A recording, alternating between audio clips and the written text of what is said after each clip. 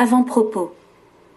À la suite de la publication des vidéos 8 et 9, des internautes m'ont témoigné leur reconnaissance tandis que des frères catholiques m'ont exprimé leurs préoccupations. Certains d'entre eux trouvent que je les insulte et que je cherche à les convertir au protestantisme. Mes bien-aimés frères et sœurs catholiques, je suis très désolée car ce n'est pas mon intention ni mon objectif. Il faut reconnaître que la vérité fait mal et même très mal. Surtout lorsqu'elle est brutale et touche vos âmes. D'autres personnes auraient souhaité que je sois plus souple et plus diplomatique.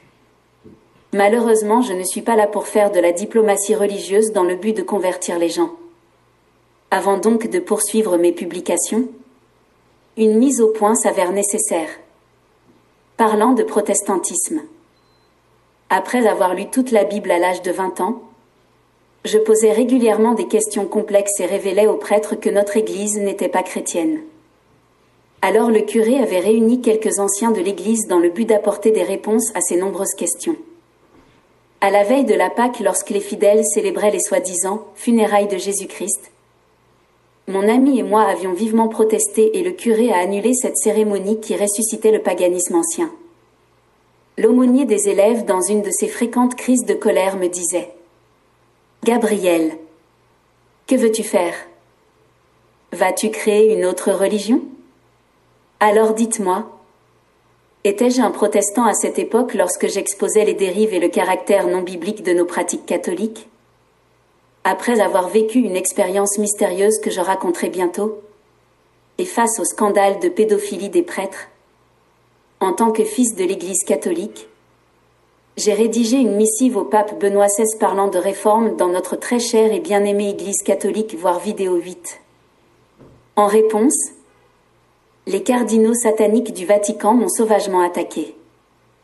C'est ainsi que j'ai définitivement rompu avec le catholicisme, il y a maintenant 14 ans.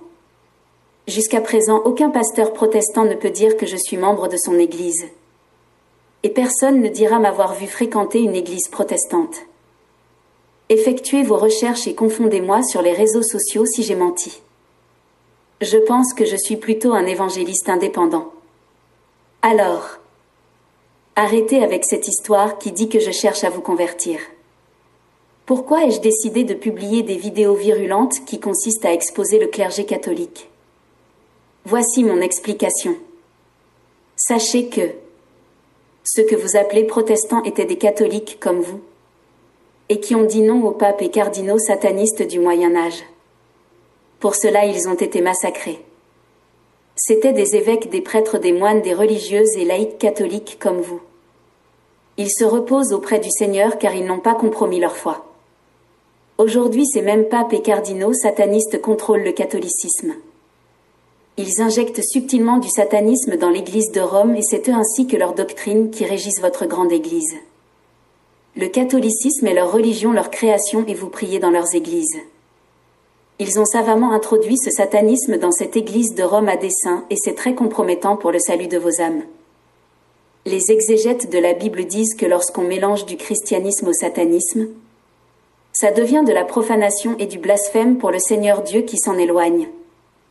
C'est exactement ce type de christianisme que les papes et cardinaux satanistes ont réussi à vous imposer. C'est pour cette raison que j'affirme qu'il n'y a pas de salut dans votre Église. Mon langage n'est donc pas injurieux. J'ai déjà exposé quelques-unes de ces pratiques satanistes qui se manifestent dans le catholicisme et beaucoup d'autres suivront. Les sources que j'ai citées sont catholiques. Par exemple, le pape François en personne, le grand exorciste catholique Gabriele Amort, le père Malachi Martin, etc., ont déclaré devant les médias que les cardinaux du Vatican sont tous des satanistes et des homosexuels. Alors de quoi me reprochez-vous? Le plus choquant est que face à de telles déclarations, mes frères catholiques restent de marbre et gardent un silence complice. Si mes témoignages sont faux, bien-aimés frères et sœurs catholiques, démontrez-le et présentez vos preuves. Si j'ai tort, je me mettrai à genoux pour implorer votre pardon. Dans le cas contraire, vous avez le devoir moral de vous mobiliser pour dénoncer ces papes et cardinaux satanistes et exiger une réforme profonde dans votre Église. Par exemple, Pourquoi ne pas réclamer le mariage des prêtres? Vous avez ce pouvoir car c'est vous qui constituez l'Église. Voyez comment vos sacrificateurs se comportent. Ces faits scandaleux ne s'arrêteront jamais car c'est une expression naturelle de leur tradition. De nos jours, parce que les papes et cardinaux satanistes refusent de parler de réforme, beaucoup de catholiques, évêques, prêtres, moines religieux, religieuses et laïcs sont devenus évangélistes. Je fais partie de cela. Si vous pouvez travailler à apporter une réforme profonde dans le catholicisme pour le salut des âmes, alors vous verrez que nous parlons le même langage. Dans le cas contraire, je vous serai reconnaissant de ne plus regarder mes vidéos, car je poursuivrai les révélations sur le satanisme qui s'est infiltré dans le christianisme. Je suis accoutumé à l'adversité et je ne crains pas de mourir pour la vérité. Lorsque j'exposerai les églises évangéliques, vous verrez aussi que Satan a déjà infiltré quelques-unes de ces églises protestantes. Nous parlerons de quelques faux pasteurs qui utilisent des pouvoirs sataniques pour opérer de faux miracles afin de remplir leurs églises et de pouvoir s'enrichir par la tromperie. Grâce à la vigilance des protestants, ces mauvais serviteurs de Dieu ont été vite démasqués et exposés. Référence. Le dynamisme des anges déchus dans les religions du monde. Au chapitre 8 de mon ouvrage. La boucle est en train de se refermer sur toute l'humanité alors que beaucoup d'âmes se trouvent dans des pièges et des prisons spirituelles. Faut-il se taire par peur des hommes puissants du Saint-Siège? Jésus-Christ disait que ce qui s'est passé au temps de Noé se passera au jour du Fils de l'homme. Au temps du déluge, seuls Noé, Sem, Cham et Japheth ainsi que leurs femmes furent sauvés. Les milliards d'âmes qui vivaient sur terre périrent toutes par la grande intelligence et le pouvoir pervers de Lucifer. Jésus-Christ dit que la même chose se répétera. Nous ne sommes pas meilleurs que ceux qui ont péri dans le déluge. Notre chance est que Jésus-Christ s'est offert en sacrifice pour le rachat de nos âmes. Sachant cela, le diable a envoyé ses papes et cardinaux satanistes qui ont subtilement infusé du satanisme dans vos dévotions, compromettant gravement votre salut éternel. Je m'efforce à les dénoncer et vous voulez m'arrêter sous prétexte que je vous insulte. Je voudrais prodiguer à tous un bon conseil. Si quelque chose n'est pas clair dans votre église ou dénomination, ne perdez pas du temps à discuter avec ces satanistes rusés qui sont des avocats du diable. Fuyez ailleurs. Ne compromettez jamais un tant soit peu le salut de votre âme car les temps sont courts et Christ revient bientôt. À bon entendeur, salut. La chaîne du rétablissement de la vérité. Sur cette chaîne, nous nous efforçons de dévoiler et de rétablir des vérités occultées ou altérées depuis des millénaires. Pour la gloire de Dieu, pour le salut des âmes, pour le respect de la vérité. Dans la précédente vidéo, nous avons fait mention de l'histoire criminelle du catholicisme à travers les guerres saintes et la Sainte Inquisition, au cours desquelles environ 45 millions de chrétiens furent sauvagement massacrés pour l'unité et la gloire de l'Empire de Rome, dont les papes étaient les représentants politiques. De ces 45 millions de personnes torturées et massacrées, 20 millions furent brûlés vifs pour une prétendue cause d'hérésie ou de sorcellerie. Toutes leurs richesses étaient réquisitionnées pour le compte du pape. Nous avons aussi parlé de l'enrichissement de l'Église catholique par voie de tromperie et de pillage qui a fait de cette Église la plus grande entité économique de ce siècle. Bref, nous avons fourni assez de preuves qui certifient que la quasi-totalité des papes n'étaient ni des chrétiens, encore moins des successeurs de l'apôtre Pierre. Ce 10e numéro est un rapport très accablant sur la vie infamante des papes. Nous vous fournirons des preuves historiques irréfutables sur la vie licencieuse de ces soi-disant représentants de Dieu sur terre. Vous comprendrez qu'en réalité ces papes étaient plutôt des empereurs de Rome qui se souciaient très peu du christianisme. Ils ont croisé le christianisme au cours de leur existence et ont saisi l'opportunité pour s'enrichir au nom de Jésus-Christ et pour couvrir leurs actes ignobles. Partant de là, vous comprendrez que le catholicisme qu'ils ont créé ne peut en aucun cas être une religion chrétienne. Et de ce fait, aucune âme ne peut trouver le salut dans cette église païenne. C'est l'heure du rétablissement de la vérité. Le mot pape dérive du latin papa. Ce terme, qui témoigne d'une affectueuse vénération, est destiné à désigner le successeur de Saint Pierre. Décerné d'abord aux évêques, c'est à partir du pape Grégoire VII 1073 à 1085 que ce titre sera exclusivement réservé à l'évêque de Rome.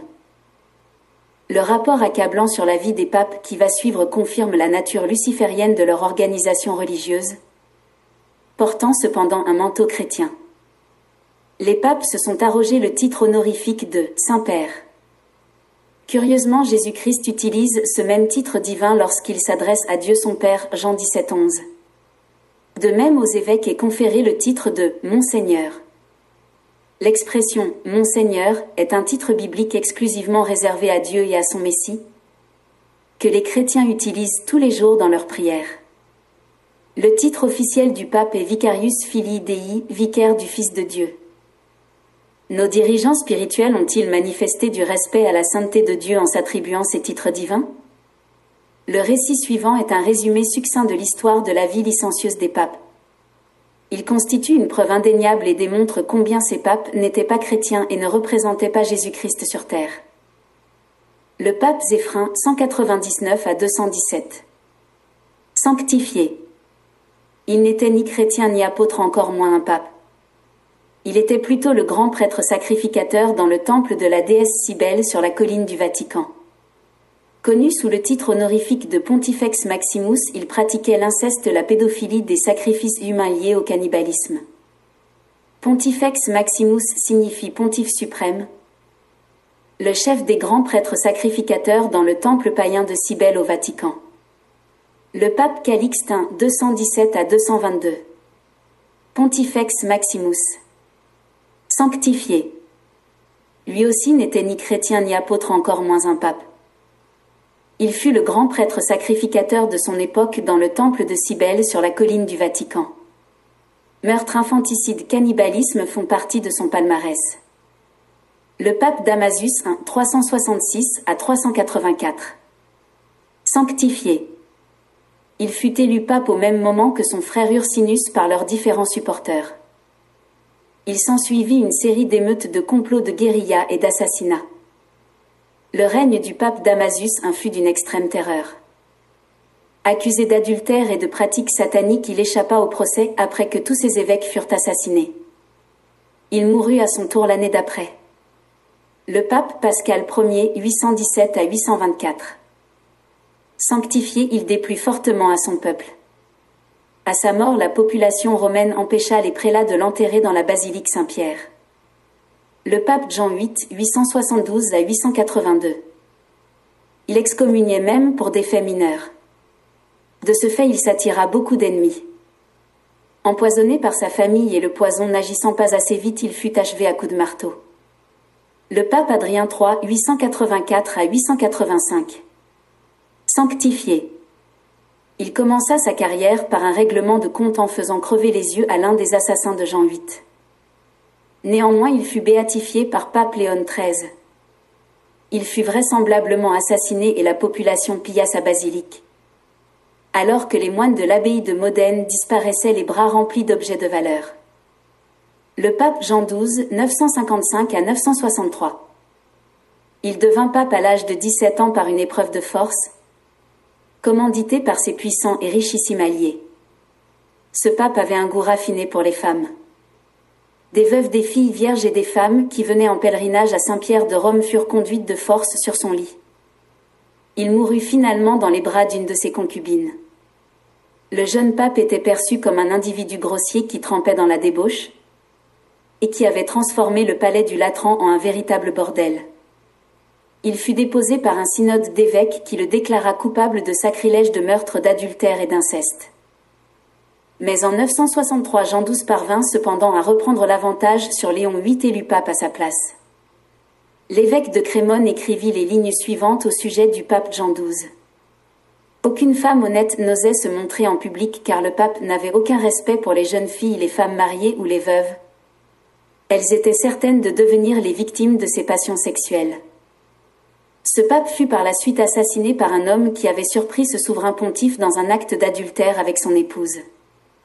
L'histoire retiendra de lui qu'il fut un pape incestueux, meurtrier, adultère, parjure.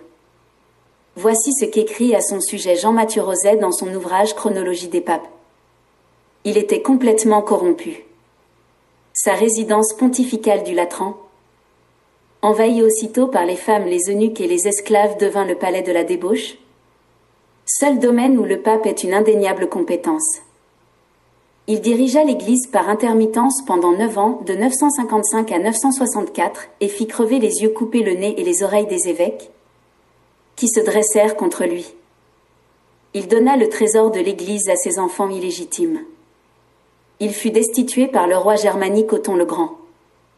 Le Xe siècle avait connu la succession d'à peu près 25 papes. 11 furent déposés avec violence, un le fut 2 fois.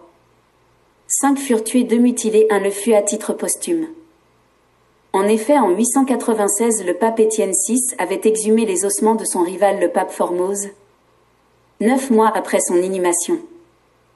Les ossements de ce pape devaient alors faire l'objet d'un procès macabre car il était accusé d'hérésie.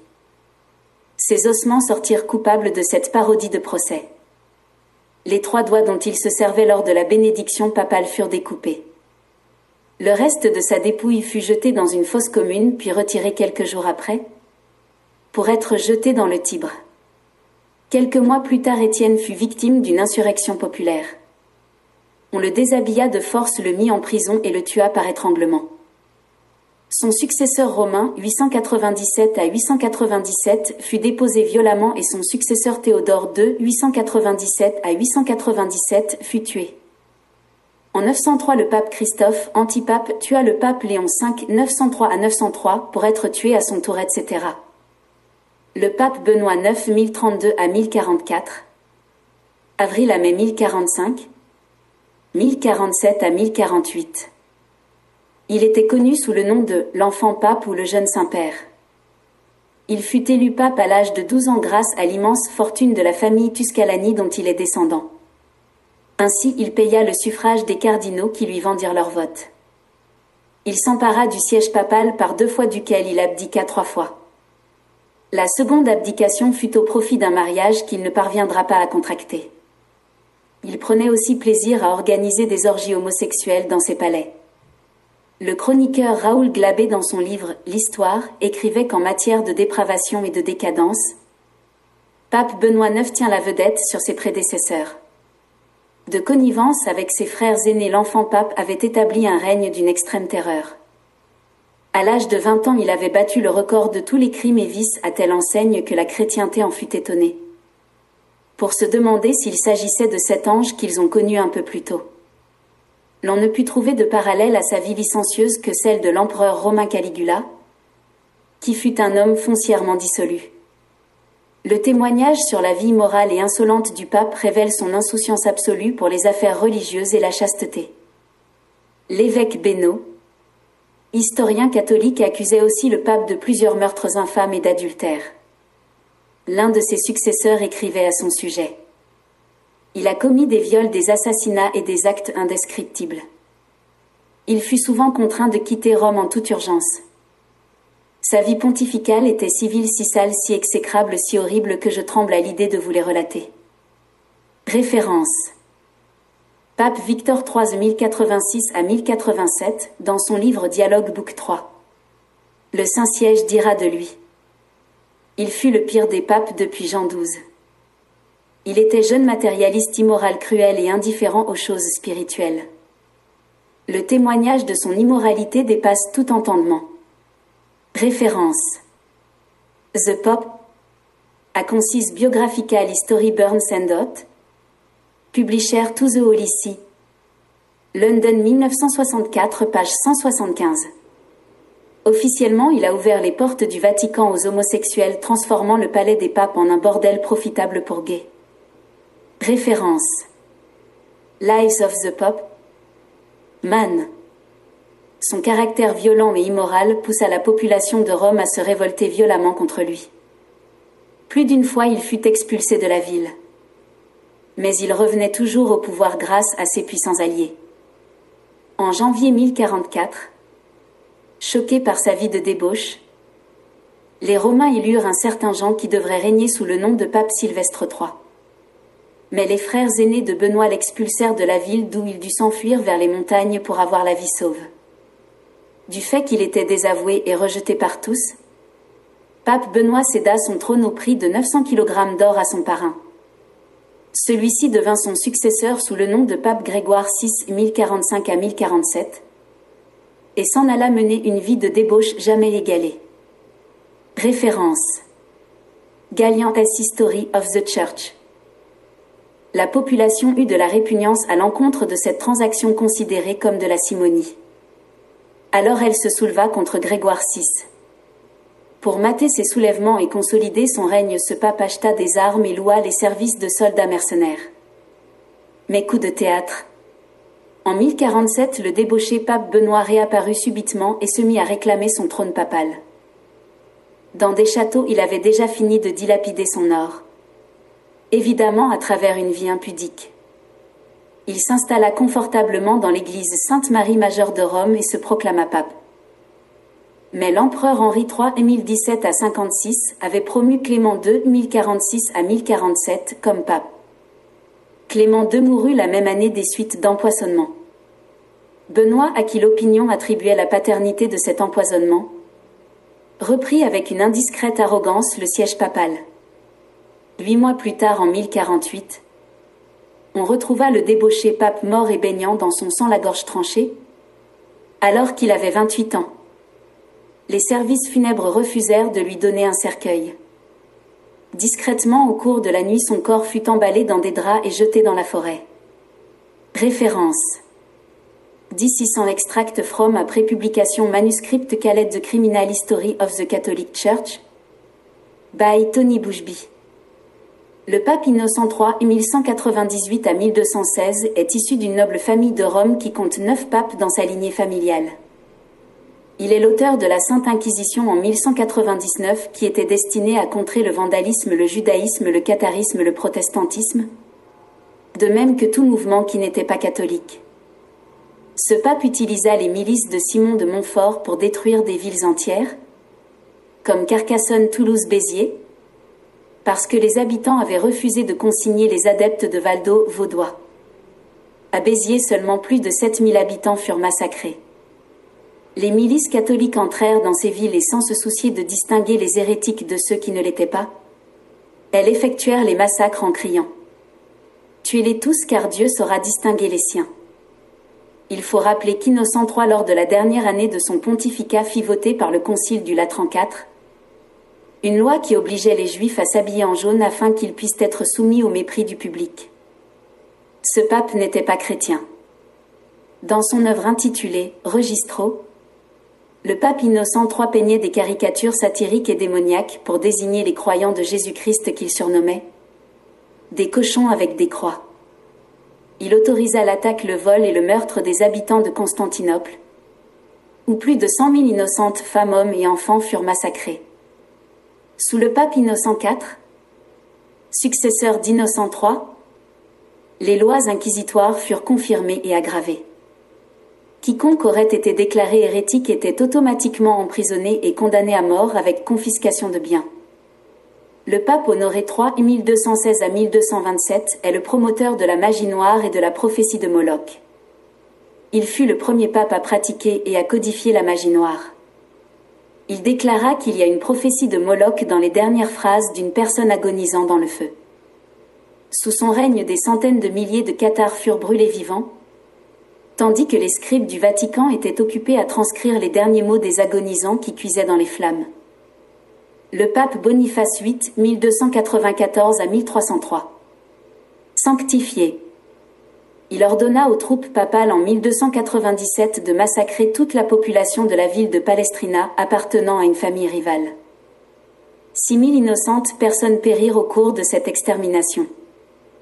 Il était perçu comme un génie de la magie noire qui traitait avec le malin. Il ne croyait pas en Jésus-Christ et déclarait que le péché de la chair n'était pas du tout un péché. Il causa la mort du pape Célestin et de bien d'autres. Il possédait une idole dans laquelle un esprit diabolique était enfermé et qui lui répondait chaque fois qu'il consultait celui-ci. En 1303, il fut capturé dans la ville d'Any et conduit à Paris devant un tribunal. En présence de 5 cardinaux et de 22 évêques, le pape Boniface VIII fit cette déclaration historique. Il n'y a pas de Jésus-Christ et l'Eucharistie n'est que de l'eau et de la farine. Marie n'était pas une fille vierge tout comme ma mère et il n'y a aucun mal à commettre l'adultère. Tout comme vous croisez vos deux mains. Il a commis l'inceste avec ses enfants mâles et femelles. De ces relations incestueuses avec ses filles naquirent plusieurs autres enfants illégitimes. Il est accusé de dépravations associées au cannibalisme, au sexe et au meurtre. Les orgies sexuelles, les rites de meurtre d'enfants et de cannibalisme pratiqués lors des grands-messes sataniques étaient courants dans la basilique Saint-Pierre du Vatican. Il institua la sodomie et le sacrifice vivant d'enfants sous prétexte qu'il s'agissait de la même tradition que celle pratiquée par les anciens Grecs. Ses propres enfants furent sodomisés et ensuite exécutés sur l'autel de Saint-Pierre au Vatican, en sacrifice à Satan. Le pape Jean XXII, 1316 à 1334, déclara hérétiques tous ceux qui donnaient de l'importance à la pauvreté du Christ. Il confisqua des biens aux Juifs et accumula ainsi une immense fortune, bannissant également le Talmud en 1322. Le pape Benoît XII, 1334 à 1342. C'est de son ivrognerie notoire que serait née l'expression « ivre comme un pape ».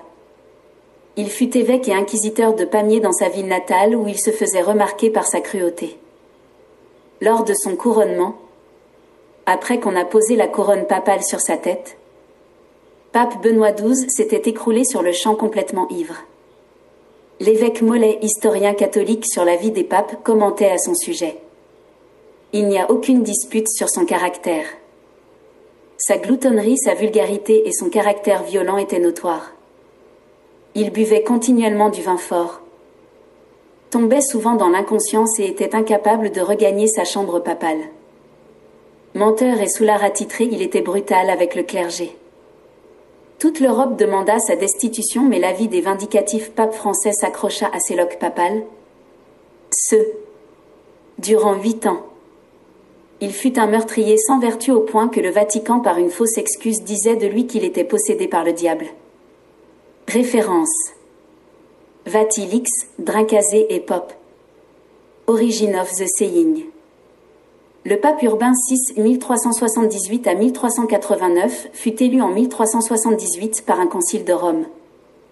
Connu sous le nom de pape paranoïaque, il était remarquablement intelligent. Mais pour des raisons inconnues, il emprisonna 6 de ses cardinaux qu'il prit le malsain plaisir de tuer par noyade. On dit de lui qu'il avait pris l'habitude de soumettre à une torture atroce toute personne susceptible de succéder à lui.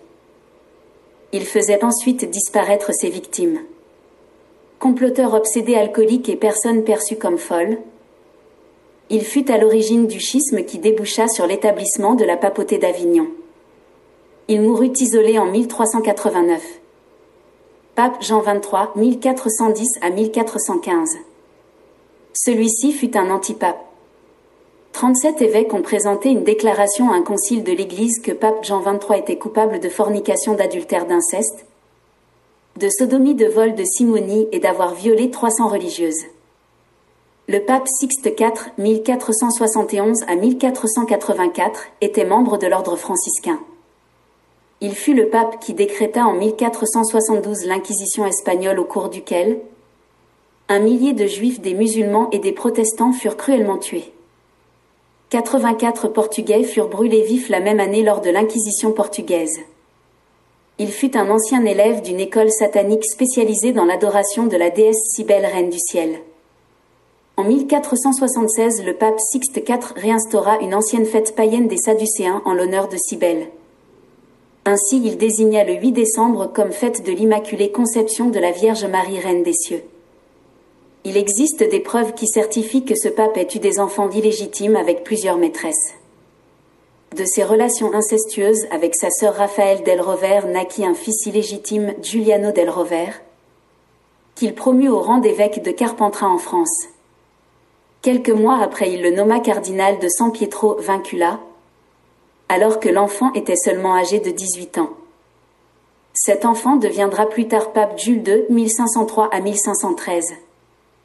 Il désigna un autre de ses fils ou neveux, Raphaël Sansoni Galeotiriario, comme cardinal de Saint-Georges Velabro alors que l'enfant était âgé de 26 ans.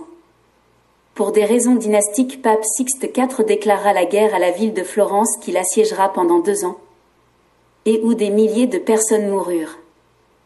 Il fut fidèle à la vieille tradition des papes qui consistait à faire des enfants illégitimes. Pire, il eut des relations incestueuses avec ses enfants mâles et femelles. De ces relations incestueuses avec ses filles naquirent d'autres enfants illégitimes. Il fit des sacrifices humains sur des autels sataniques. Délibérément, Sixte IV contamina sa propre sœur et ses enfants de la syphilis à travers des actes incestueux répétés. La syphilis, qui était une maladie mortelle à l'époque, causa ainsi la mort de plusieurs membres de sa famille, incluant ses propres enfants.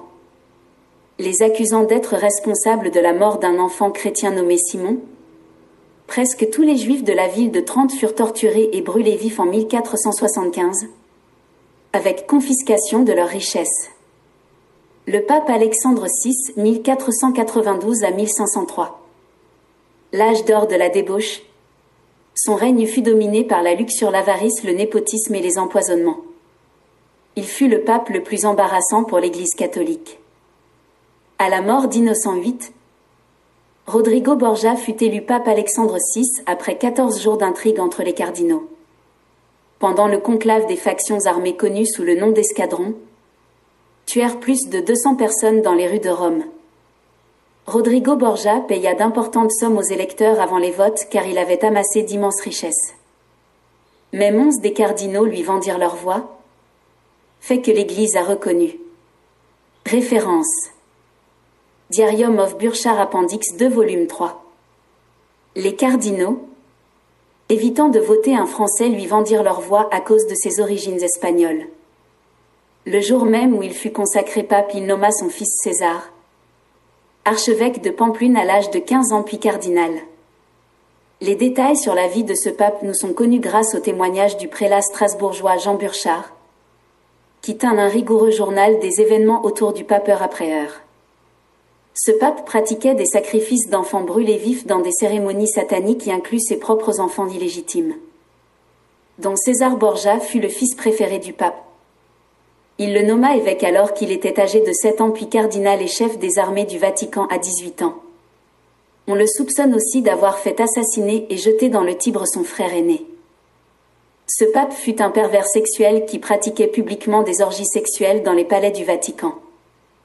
Ainsi, au soir du 30 octobre 1501, dont César Borgia, fils préféré du pape, offrit à son père un souper sur la place apostolique avec 50 prostituées.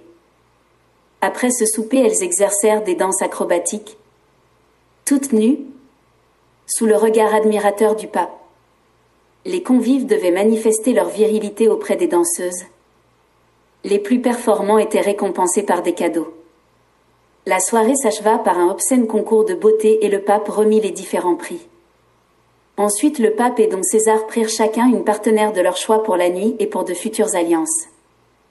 Pour compter du 31 octobre 1501, le pape, les cardinaux, le clergé, les religieuses et d'autres officiels de l'Église catholique organisèrent pendant plusieurs jours la plus grande perversion d'orgies sexuelles jamais enregistrée dans l'histoire. Ces orgies sexuelles avaient pour but de faire la promotion du satanisme. Ces orgies impliquèrent plusieurs centaines de personnes avec des meurtres rituels de plusieurs innocentes personnes et de fréquents actes de cannibalisme. Le pape soutint faussement que de telles perversions sexuelles relevaient de la tradition des nobles familles européennes et de la Grèce antique. Ce pape pratiquait ouvertement l'inceste et la sodomie. Il eut des enfants avec ses propres filles. Selon le livre Histoire des papes, il ressort que pape Alexandre VI a eu des relations incestueuses avec sa fille Lucrèce Borgia, desquelles naquirent d'autres enfants. Lucrèce était alors connue sous le nom de la fille du pape, sa femme et sa belle-sœur. Magicien, athée et sataniste invétéré, il se souciait peu du christianisme. Il disait souvent « Dieu Tout-Puissant, jusqu'à quand va durer cette superstitieuse secte de christianisme ?» C'est ce pape Alexandre VI qui ordonna l'assassinat de Girolamo Savonarola. Il mourut en buvant par inadvertance dans le verre empoisonné qu'il avait préparé pour son hôte. À sa dernière heure, l'évêque de Carinola lui donna l'extrême-onction. Mort. Son cadavre enfla tellement qu'on ne put le mettre dans le cercueil qui lui était destiné. On le roula ainsi provisoirement dans un tapis pendant que ses appartements furent livrés au pillage, etc.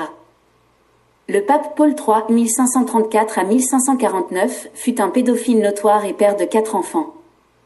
Il fut un autre pape athée qui a affirmé la non-existence du Christ.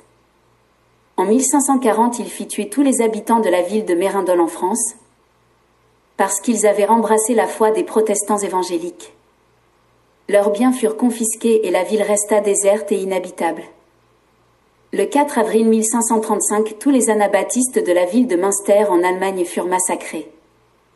Jean de Leyde, leur chef, fut tué après avoir été soumis à un horrible supplice. Fidèle à la tradition des papes en vogue depuis plus de 700 ans, ce pape eut 3 fils et une fille.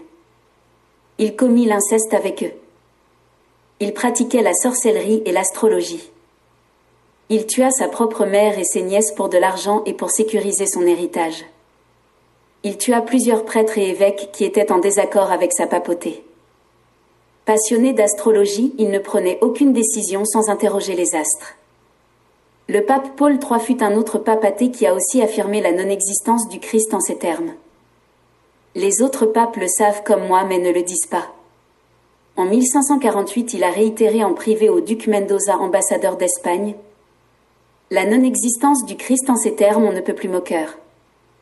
N'ayant pu découvrir aucune preuve de la réalité historique de Jésus-Christ et de la légende chrétienne, j'étais dans l'obligation de conclure à un dieu solaire mythique de plus.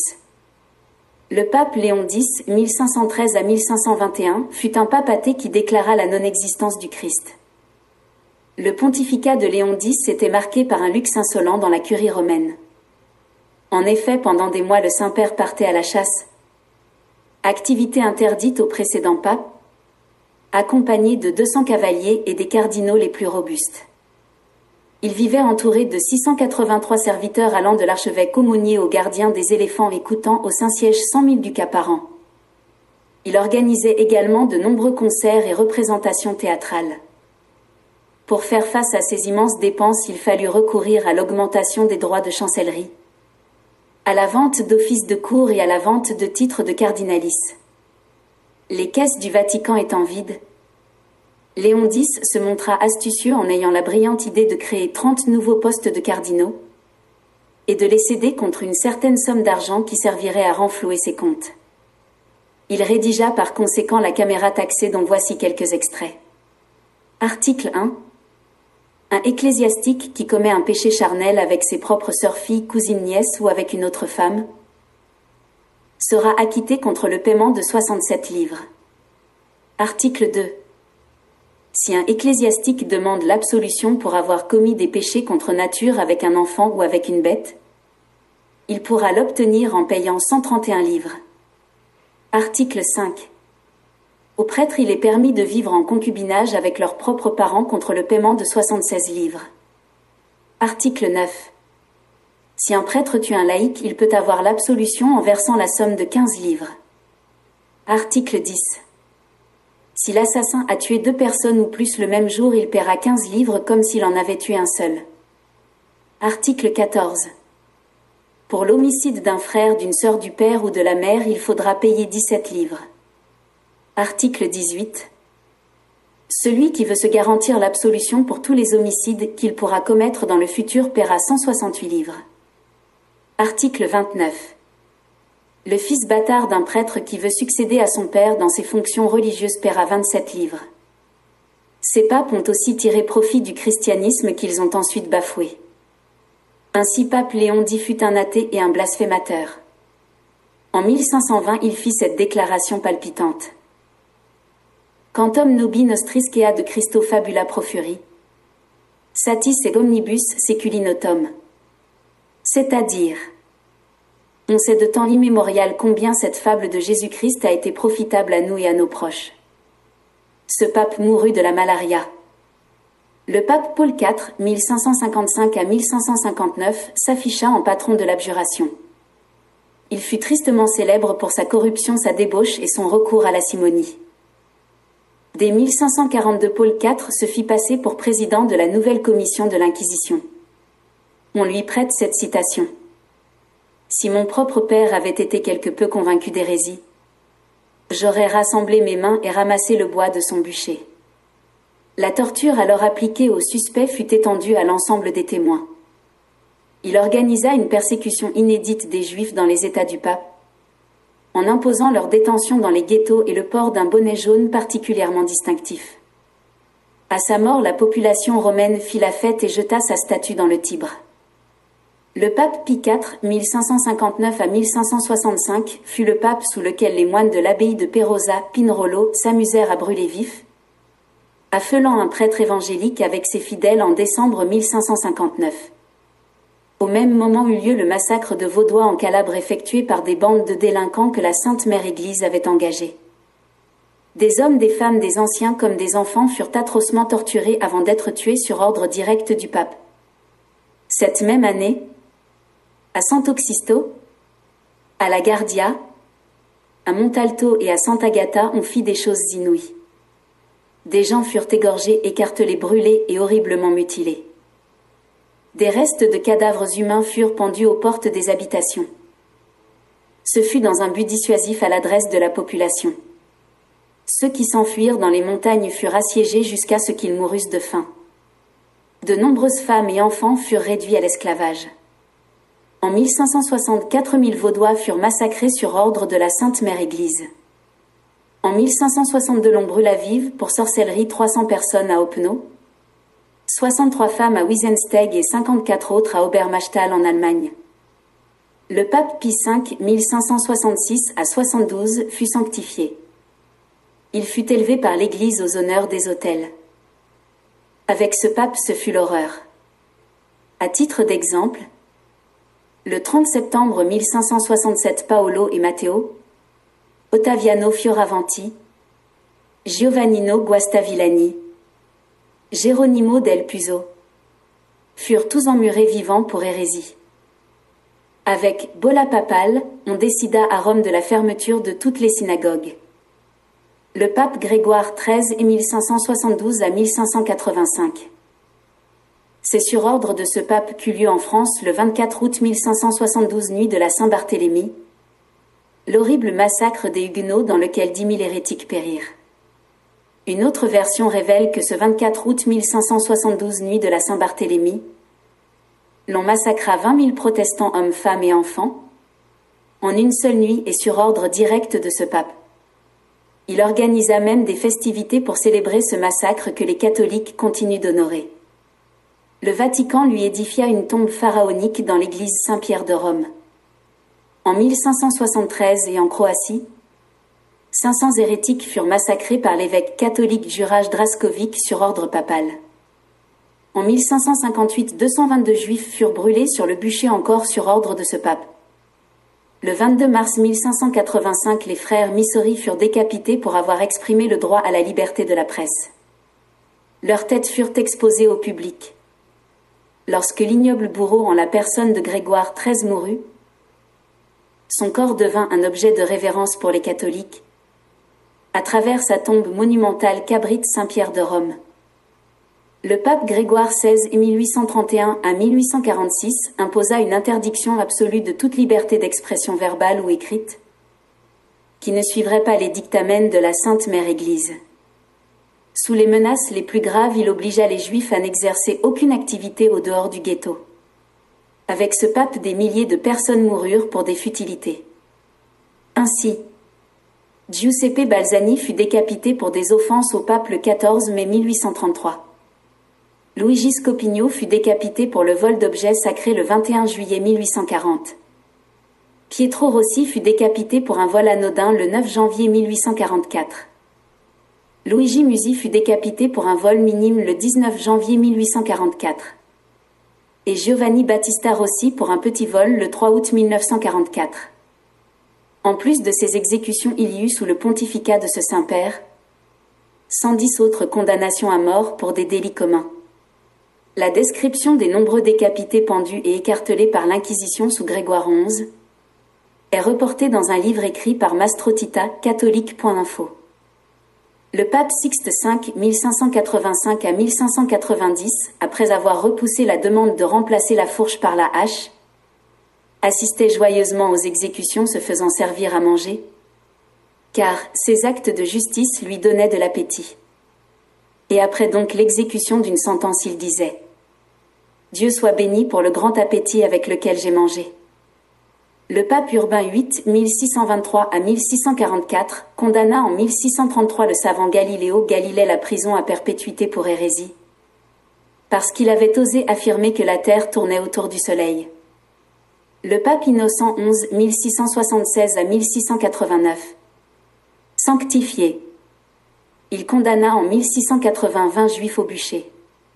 Le 2 août 1685 périssait par le feu Vincenzo Scatolari, pour avoir exercé la profession de journaliste sans l'autorisation préalable de la Sainte Mère Église. En mai 1686, 2000 Vaudois furent massacrés par les catholiques dans les vallées alpines, sur ordre direct du pape. 24 protestants furent tués par les catholiques à Prešov en Slovaquie en 1687. Le pape Clément VII, 1523 à 1534. En rétablissant la mazzolatura, rupture des os à coups de bâton, se montra un des plus cyniques souteneurs de l'art de la torture. Le pape Pie IX, 1846 à 1878, sanctifié, eut 31 ans de règne. Il s'agit du plus long pontificat jamais enregistré. Malheureusement, ces prisons contenaient 8000 prisonniers politiques. En 1870, lorsque les troupes françaises qui assuraient sa sécurité furent rappelées en France pour cause de guerre contre l'Allemagne, l'Italie saisit l'occasion pour proclamer son indépendance et sa réunification. Rome est déclarée capitale de l'Italie et le Vatican fut réduit à ce qu'il est aujourd'hui. Mais pour comprendre la criminalité de ce pape saint, il suffit de se rappeler que lorsque les patriotes de l'unification italienne entrèrent dans les prisons pontificales pour libérer les prisonniers, qui y croupissaient, enchaînés depuis une si longue période, ils constatèrent que ceux-ci avaient perdu la vue et l'usage de leurs membres. De plus, ils trouvèrent dans ces souterrains des tas de squelettes et de cadavres en décomposition. Ce fut un mélange de soutanes de moines et de sœurs, de vêtements civils d'hommes et de femmes, d'uniformes et de chaussures militaires, exactement comme lorsque furent libérés les champs d'extermination nazis. On y trouva aussi des jouets d'enfants morts avec leurs parents. En 1881, lors du transfert de sa dépouille, la population romaine tenta en vain de s'en emparer, afin de la jeter dans le Tibre. Bien qu'il ait commis des crimes contre l'humanité, il fut néanmoins béatifié par Jean-Paul II en l'an 2000. Il fut appelé Maître Cube de Fumier par Garibaldi. Le pape Jules III, 1550, avait une passion pour les singes à telle enseigne qu'il avait promu le gardien de ces singes au rang de cardinal. Le pape Léon XII, 1823 à 1829, condamna la vaccination antivariolique. Quiconque procédait à cette vaccination cessait du coup d'être un fils de Dieu. Selon lui, la variole est un châtiment voulu par Dieu, et la vaccination un défi contre le ciel. Le pape Pie XII, 1939 à 1958, selon toute évidence, fut l'un des papes qui voyait des soucoupes volantes. En 1950, il vit le soleil danser plusieurs fois dans le ciel depuis les jardins du Vatican. Lors de la grande vague d'OVNI de 1954, il observa 2 apparitions divines, similaires à celles de Fatima. Selon le témoignage d'un agent des services secrets du Vatican, les papes Pie XII et Jean XXIII auraient eu des rencontres et même coopéré avec des extraterrestres, une race d'aliénigènes. Pape Pie XII mourut en 1958 des suites d'une crise de hoquet. Le pape Paul VI, 1963 à 1978, serait responsable de l'assassinat du président américain John F. Kennedy et de Aldo Moro, Premier ministre italien. Le pape Jean-Paul II, 1978 à 2005, béatifié en mai 2011 et canonisé le 27 avril 2014. Adepte de l'automasochisme, il se flagellait avec sa ceinture avant de trouver le sommeil. Il fut recalé au prix Nobel de la paix en 2003. Bien qu'il soit écrit dans le Coran que Jésus-Christ n'est pas le Fils de Dieu, qu'il ne fut pas crucifié, et qu'il n'est pas mort à la croix, un rejet flagrant de Jésus-Christ et du plan de Dieu pour le salut des âmes, le pape Jean-Paul II a néanmoins embrassé publiquement le Coran. Ce geste du pape pose une problématique doublement préjudiciable. D'abord, embrasser le Coran, c'est aimer le Coran. Aussi, c'est approuver son contenu qui dit que Jésus-Christ n'est pas le Fils de Dieu et qu'il n'est pas Dieu. Ce geste est grave de la part d'un pape qui prétend représenter Dieu sur terre. Ensuite, lorsque le Coran dit que Jésus-Christ n'est pas Dieu, il insinue aussi que le pape ne représente pas Dieu sur terre. N'est-ce pas? Pour s'initier au satanisme, les nouveaux adeptes doivent, entre autres, planter à l'inverse la croix du Christ et dire qu'ils rejettent le Christ et son salut. Officiellement, le pape Jean-Paul II fut le premier à célébrer la messe sous une croix inversée. À l'aide de ses doigts, il a publiquement arboré le chiffre de la bête 666, indiquant ainsi son adhérence au satanisme. Au vu de ces révélations, on constate que ce pape, à l'instar de bien d'autres, a simplement présenté au monde un visage chrétien, alors qu'au fond il était lui aussi un sataniste. Dans Matthieu 7,20, Jésus-Christ disait en effet: « Vous les reconnaîtrez par leurs actes. » Le célèbre exorciste du Vatican, le père Gabriele dont Amorth témoigne que la bénédiction du pape Jean-Paul II aurait aggravé la possession d'une jeune fille qui, depuis cette rencontre, est devenue un cas insoluble. Lors d'une interview le 30 juin 2011, à la question de savoir « Quel est le cas le plus difficile que vous avez rencontré ?» l'exorciste répondit « Je l'ai en traitement en ce moment et cela depuis 2 ans. C'est la jeune fille qui a été bénie par le pape en octobre au Vatican et dont le cas a fait grand bruit dans la presse. Elle est frappée 24 heures sur 24 et en proie à des tortures indicibles. Les médecins et les psychiatres n'y comprennent rien. Elle est tout à fait lucide et très intelligente. Un cas vraiment douloureux. Selon la prophétie de Malachie, évêque d'Irlande, sur le dernier pape, et selon l'article 64.6 du Pactum de Singulari Coelum, toutes les activités du Saint-Siège devraient cesser au jour de la rédemption, le vendredi 21 décembre 2012. Cette date fatidique dont parle Nostradamus et qui marque aussi la fin du calendrier Maya était la présumée date de la fin du monde. De ce fait, le pape de cette époque verrait la fin du monde. Il y avait donc nécessité de choisir un vieux pape. Et c'est ce qui expliquerait l'élection de Benoît XVI, qui accepta la charge malgré son âge avancé. Il devrait être le dernier pape. Le pape Benoît XVI, 2005 à 2013, est le pape qui protège les démons. Il fut accusé publiquement de complicité de pédophilie sur la scène mondiale. Il avait couvert les actes pédophiles des prêtres alors qu'il était le premier responsable de l'Église catholique en Allemagne. En 1962, le cardinal Ratzinger, qui est devenu ensuite pape Benoît XVI, rédigea le Crimen Sollicitationis, crime de sollicitation, une vaste conspiration du silence absolument confidentiel, instruisant comment dissimuler les crimes sexuels des prêtres tout en muselant les victimes. Pourtant, Joseph Ratzinger était le président de la Congrégation pour la doctrine de la foi, un département du Vatican chargé de promouvoir et de protéger la doctrine et les mœurs.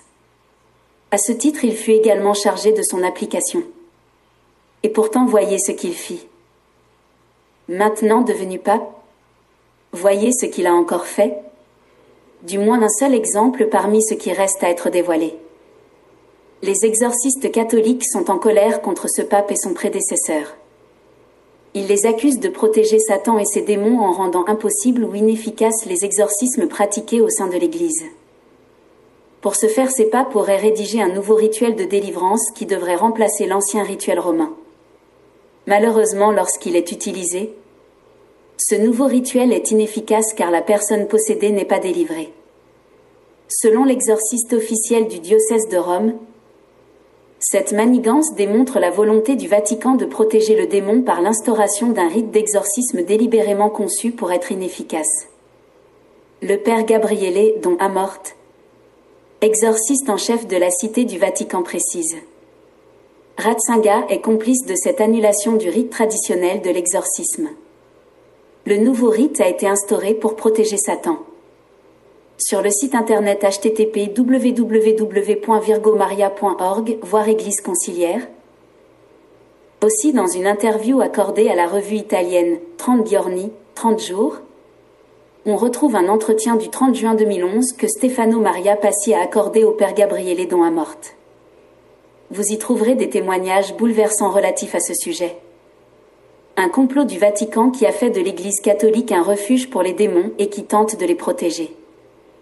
Les extraits que je propose sont des élocutions exclusives du Père exorciste. En substance, voici ce que déclare Don Amort. Le nouveau rituel empêche l'exorciste de chasser le démon et tout particulièrement il interdit d'être pratiqué dans 90% des cas. Et nos exorcistes catholiques, sur de nombreux points nous n'étions pas d'accord avec le nouveau rituel. Ce rituel tant attendu s'est transformé en farce. Une incroyable entrave qui risque de nous empêcher d'agir contre le démon. Au point 15, le maléfice est le mal que l'on cause à une personne en recourant au diable. Les mauvais sorts, les malédictions, le mauvais œil, le vaudou, le macumba. Le nouveau rituel déclare catégoriquement qu'il est absolument interdit de faire des exorcismes dans ces cas-là. Absurde. Les maléfices sont au moins 90% des cas. C'est comme dire aux exorcistes de ne plus pratiquer l'exorcisme. Nous émettons une autre hypothèse. Ce rite est délibérément rendu inefficace afin de protéger l'action du diable dans le monde. J'ai réuni 18 exorcistes que j'avais choisis parmi les plus experts de la planète. Nous avons examiné le texte avec une grande attention. Nous l'avons utilisé. Nous tous, exorcistes, nous avons essayé les nouvelles prières du nouveau rituel ad interim. Nous nous sommes rendus compte qu'elles sont absolument inefficaces. Ratzinger est complice de cette protection accordée à Satan. L'évêque apostat Wojtyła Jean-Paul II et le cardinal abbé apostat Ratzinger ont été dûment informés de cette situation ahurissante de mépris envers les exorcistes catholiques lors de la rédaction du nouveau rite conciliaire, mais ils se sont bien gardés de ne rien faire pour intervenir ni modifier en quelque manière cette rédaction perverse. Ils voulaient nous donner une arme émoussée. Les prières efficaces des prières qui avaient 12 siècles d'existence ont été supprimées et ont été remplacées par de nouvelles prières inefficaces. Ne rencontrant plus les défenses que les exorcismes établissaient autour de l'Église, le démon a pu plus facilement faire rentrer des loups dans la bergerie et placer ses suppôts dans des postes déterminants de la hiérarchie de l'Église, préparant ainsi le terrain pour Vatican II. L'Église conciliaire collabore désormais directement à cette protection de Satan et de ses démons. Elle n'est pas du camp de Dieu. Même détérioration du rite dans le nouveau bénédictionnaire. J'ai lu minutieusement ces 1200 pages. Eh bien, toute référence au fait que le Seigneur doit nous protéger contre Satan, que les anges nous protègent des attaques du démon, a été systématiquement supprimée. Toutes les prières pour la bénédiction des maisons et des écoles ont été supprimées. Tout devait être béni et protégé, mais aujourd'hui, il n'y a plus de protection contre le démon. Il n'existe plus de défense ni de prière contre lui. Nous avons organisé un congrès international d'exorcistes près de Rome. Nous avons demandé à être reçus par le pape. Mais la veille de l'audience, Monseigneur de Nicolo nous a dit de ne pas nous présenter à l'audience. Que nous n'étions pas admis. Incroyable. 150 exorcistes venant des 5 continents. Des prêtres parfaitement nommés par leurs évêques conformément aux règles du droit canon qui exigent des prêtres de prière, de science et de bonne réputation, et donc un peu la crème du clergé qui demande à participer à une audience publique du pape, et qui sont mis à la porte. Stefano Maria Passi posa cette question. Père Amort, le satanisme se répand de plus en plus. Le nouveau rituel empêche en pratique de faire des exorcismes. On empêche les exorcistes de participer à une audience du pape place Saint-Pierre. Dites-moi franchement, que se passe-t-il? Don Amort répondit. La fumée de Satan entre partout. Partout. On nous a peut-être exclus de l'audience du pape parce qu'on avait peur que tant d'exorcistes réussissent à chasser les légions de démons qui se sont installés au Vatican. Vous plaisantez? N'est-ce pas? Demanda Stefano Maria Passi. Don Amort lui répondit. Cela peut sembler une plaisanterie, mais je ne crois pas que cela en soit une. Stefano Maria Passi lui demanda. Comment êtes-vous vu? Vous exorciste à l'intérieur de l'église? Dont Amorte répondit. Nous sommes très maltraités. Nos confrères prêtres qui sont chargés de cette tâche délicate passent pour des fous, des exaltés. Ils sont même en général à peine tolérés par les évêques qui les ont nommés. Je pourrais citer une quantité d'évêques et de cardinaux qui, à peine nommés dans un diocèse, ont retiré à tous les exorcistes la faculté d'exercer. Les vacances de Benoît XVI à Lorenzago di Cadore dans le massif des Dolomites du 9 au 27 juillet 2007 auraient coûté à la collectivité 1 million d'euros. Un de ses prêtres indignés lui écrit « Cher pape, ça ne va pas. Quand tu te regardes dans la glace, ton visage doit être celui du Christ sur terre. Mais comment durant de telles vacances peux-tu ressembler à Jésus? Mon maître comme le tien qui n'avait même pas une pierre pour poser sa tête? » Voici les titres de ce pape. Prima d'Italie, évêque de Rome, patriarche d'Occident, vicaire de Jésus-Christ, serviteur des serviteurs de Dieu, successeur du prince des apôtres, pontife suprême de l'Église universelle, souverain de l'État de la ville du Vatican, archevêque métropolitain de la province romaine, etc. À coup sûr, le pape Benoît XVI est un sataniste. Le voici en compagnie de ses cardinaux satanistes en pleine adoration satanique au Vatican. Photo authentique. Au soir du 21 décembre 2012, au dernier jour, contrairement aux attentes du Vatican, la vie a suivi son cours normal. La prophétie sur la fin du monde et du dernier pape était donc fausse. Le 10 février 2013, pour des raisons sur lesquelles l'histoire nous éclairera, le pape Bénédicte XVI a surpris le monde entier, y compris ses cardinaux, en se déclarant inapte pour la fonction papale. Il rendit sa démission le même mois.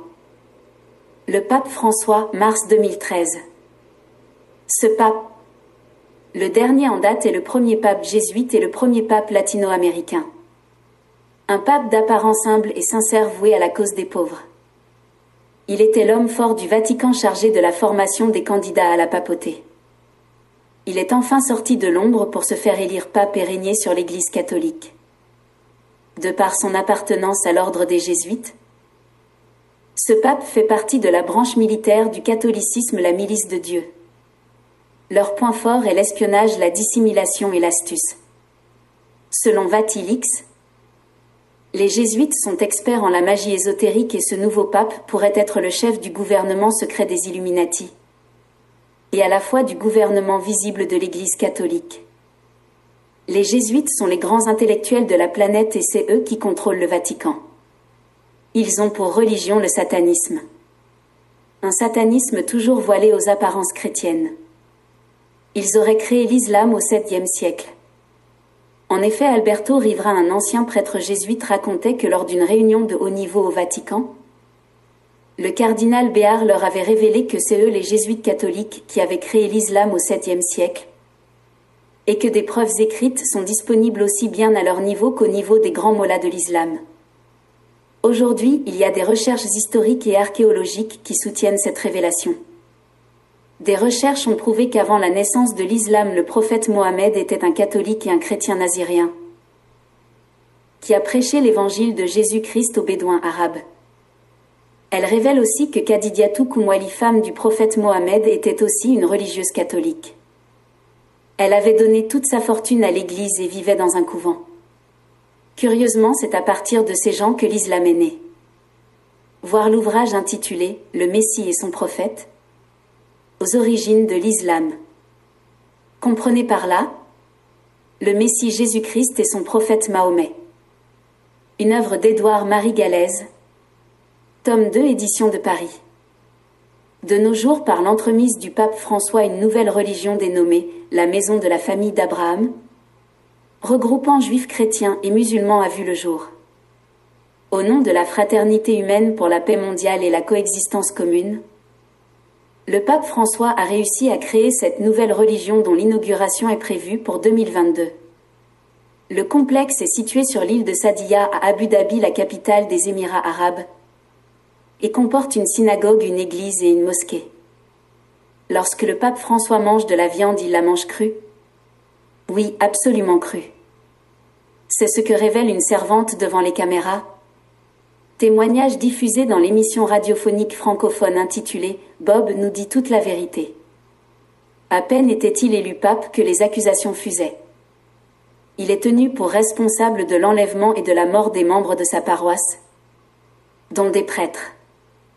En effet, des années après la dictature brésilienne surnommée « la guerre sale », le journal El Mundo du 8 novembre 2010 écrivait: les survivants de la guerre sale ont accusé publiquement le cardinal Jorge Bergoglio, pape François, de complicité dans le rapt des prêtres. Francisco Jalic et Orlando Yorio Sevral, ainsi que 6 autres membres de leur paroisse. Le journal qui tient le pape pour responsable révèle que ces 2 prêtres ont été enlevés par les escadrons de la mort en mai 1976 et relâchés 5 mois plus tard après avoir été torturés. 6 autres personnes liées à leur paroisse ont aussi été enlevées dans le cadre de la même opération et sont portées disparues. Il s'agit de 4 professeurs de la paroisse et 2 de leurs maris. Bien entendu, au lendemain de l'élection du pape François et comme on devait s'y attendre, le Vatican a catégoriquement rejeté ces allégations. Pourtant, les archives de l'époque fournissent 3 indices à charge contre le Saint-Siège. En 2005, l'avocate des droits de l'homme Myriam Bregman a intenté des poursuites contre le cardinal Jorge Marion Bergoglio, l'accusant de conspiration avec la junte militaire dans l'enlèvement de 2 prêtres jésuites en 1976. Lorsqu'il a été relâché de prison, le prêtre Orlando Yorio en personne a aussi accusé Bergoglio de les avoir livrés aux escadrons de la mort. Un autre survivant de la guerre sale, le prêtre Jalic, quant à lui, a refusé de discuter de la plainte après s'être retiré dans un monastère allemand. Référence: Associated Press, 13 mars 2013. Toutes ces allégations présentées comme aléatoires ont finalement été consolidées par Julian Assange lorsqu'il dévoila sur son site les dépêches confidentielles des services secrets américains. Dans son site de publication de documents confidentiels, les câbles de Wikileaks article 20259, Julian Assange a publié une archive d'1,3 million de communications diplomatiques et de rapports des services secrets américains. Elle couvre les années de 1973 à 1976 et est nommée The Kissinger Cable. Cette base de données comprend des documents révélant certaines des opérations impitoyables que les États-Unis ont menées à travers le monde entier. Parmi ces câbles, une série de communications diplomatiques révèle la relation entre le Vatican et un certain nombre de régimes dictatoriaux, le Chili d'Augusto Pinochet, l'Argentine de Jorge Rafael Videla et l'Espagne de Francisco Franco. Ces révélations confirment en effet les collusions entre le Vatican et les dictateurs argentins et jettent la lumière sur l'installation récente du nouveau pape François, ex-archevêque de Buenos Aires. En peu de mots et sans détour, le nouveau pontife de Rome est profondément impliqué dans la guerre sale menée par la junte militaire argentine. Lire aussi le pape de la sale guerre, qui dit en substance: sur le trône papal a été placé un homme profondément et directement impliqué dans l'un des plus grands crimes de la période d'après-guerre. La première sortie du pape François fut au Brésil en 2013 lors de la Journée mondiale de la jeunesse. Ce voyage a coûté au Brésil la somptueuse somme de 53 millions de dollars. La jeunesse brésilienne furieuse proteste. Cependant, le pape François a sur ses épaules la lourde responsabilité de reformer l'Église catholique. Parviendra-t-il à reconvertir les papes satanistes ou homosexuels à Jésus-Christ ou à défaut les exclure de l'Église? Chose impossible. Parviendra-t-il à mettre fin au scandale de pédophilie d'homosexualité entre prêtres, ainsi que les abus exercés par les prêtres catholiques sur les bonnes sœurs? Chose impossible. Autoriser le mariage des prêtres résorberait la plupart des problèmes que rencontrent les sacrificateurs de l'Église catholique. Le pape François parviendra-t-il à concilier les 114 cardinaux, composés pour la plupart de satanistes, de gays de rosicruciens et de conservateurs irréductibles, et à les convaincre d'autoriser le mariage des prêtres catholiques? Du fait du caractère tabou du mariage des prêtres catholiques, il y a tout à parier que cette cause ne soit pas entendue au Vatican. Pour s'en convaincre, le 4 octobre 2013 dans la ville d'Assise, Le pape François a réaffirmé son attachement au célibat et à la virginité des prêtres catholiques. Enfin, parviendra-t-il à stopper les fréquents abus et autres scandales financiers au sein du Vatican? Si ces énormes défis ne sont pas relevés, alors il sera impossible à l'Église de Rome d'être une Église chrétienne sainte et apostolique. Les faits ci-dessus énumérés constituent cependant une portion infime de ce qui peut être dévoilé. Nous évoquons des faits clairement enregistrés dans les documents de l'histoire et que le Vatican ne peut et n'ose démentir. Tous ces papes et bien d'autres dont il serait fastidieux de citer ici les noms, portent le titre honorifique de « Sa Sainteté le Pape X ». Est-ce là des œuvres de sainteté?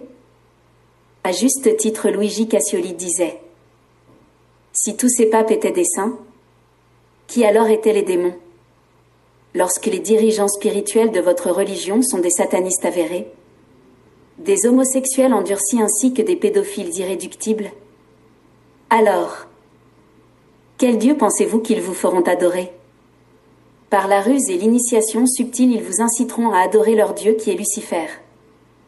Ne tombons pas dans l'étau de la négligence en considérant ces faits historiques comme faisant partie d'un passé très lointain, relégués dans les oubliettes.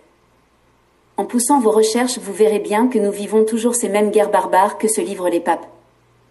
Notre génération est celle qui aura connu le triple meurtre successif de 3 papes. En effet, en 1939, le pape Pie XI s'apprêtait à prononcer un discours pour condamner le nazisme et le fascisme, mais il mourut subitement.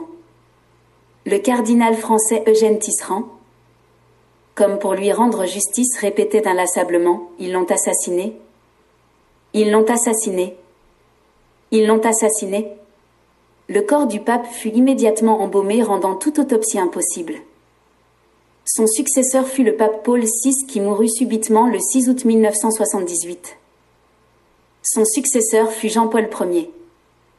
Quelques jours après son intronisation, pendant une rencontre avec le cardinal Nicodème de l'Église orthodoxe de Russie, du café leur fut servi. Nicodème fut le premier à porter la tasse sur ses lèvres.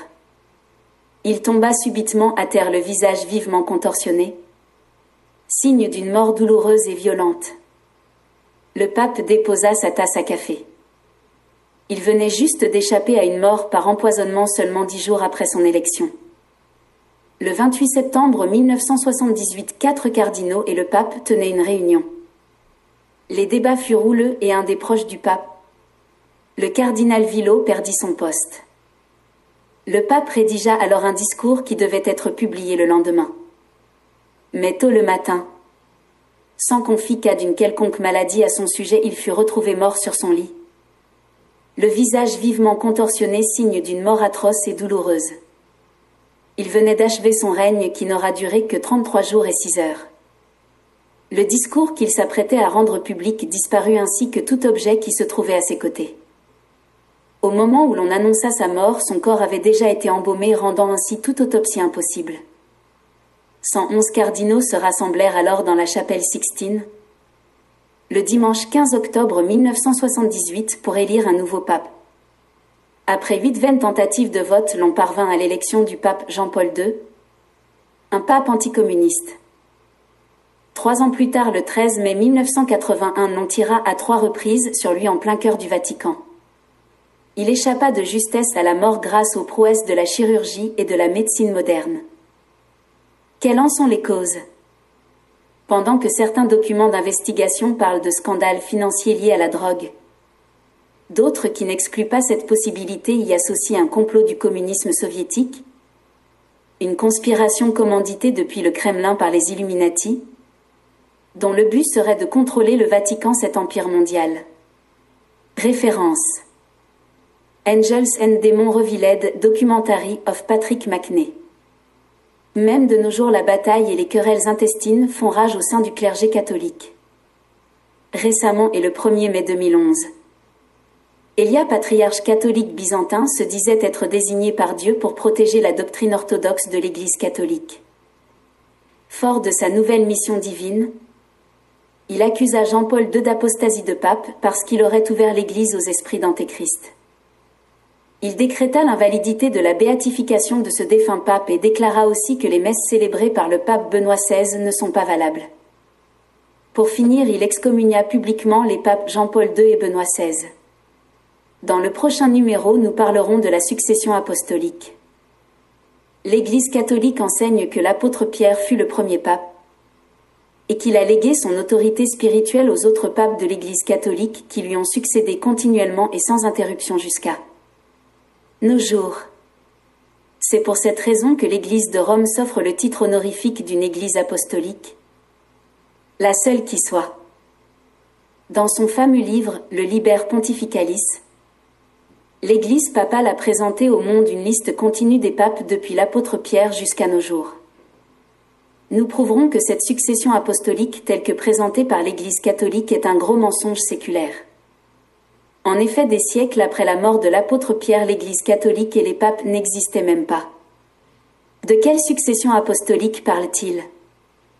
Nous présenterons la succession papale dans ses moindres détails et nous dévoilerons tous les mensonges, ainsi que la nature luciférienne de cette Église de Rome. Soyez au rendez-vous. C'est l'heure du rétablissement de la vérité. Toi qui es involontairement prisonnier dans cette Église de Rome, que la capture du tyran lui échappe, que son butin de guerre lui soit arraché, que le tremblement de terre de Dieu détruise les prisons spirituelles et que les captifs soient libérés. Au nom de Jésus-Christ. Amen.